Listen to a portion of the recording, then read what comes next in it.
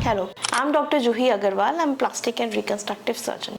अब ये वीडियो पिछले वीडियो के कंटिन्यूएशन में है, जिसमें हम जानेंगे लिम्फेडिमा के कॉजेज क्या होते हैं। तो सबसे कॉमन कॉज हमें देखने को मिलता है वो कैंसर ट्रीटमेंट होता है, जिसमें कि पेशेंट का या तो ब्रेस्ट कैंसर का ट्रीटमेंट या फिर जेनाइटो यूरिनरी कैंसर जैसे कि यूट्रस या सर्विक्स का कैंसर का ट्रीटमेंट हुआ है, मेन में प्रोस्टेट कैंसर या पिनाइल कैंसर का ट्रीटमेंट हुआ है, और उसके बाद किसी एक लिम्ब में, हाथ में या पैर में स्वेलिंग आ गई है। स्वेलिंग मोस्टली कभी भी शुरू हो सकती है कैंसर ट्रीटमेंट के बाद में, या तो सर्जरी के तुरंत बाद, या ड्यूरिंग कीमोथेरेपी या रेडियोथेरेपी के टाइम पे, या इवन देखा गया है ट्रीटमेंट कंप्लीट होने के इवन 10 साल बाद भी स्वेलिंग आनी शुरू हो सकती है। ऐसा कोई टाइम लिमिट नहीं होता कि स्वेलिंग इतने टाइम बाद आए तो कैंसर की वजह से है और इतने टाइम बाद आए तो कैंसर की वजह से नहीं है। दूसरा कॉमन कॉज जो दिल्ली में कम पाया जाता है पर इंडिया में बहुत कॉमन है, फाइलेरियासिस या हाथी पांव, जिसका नाम आपने सुना होगा।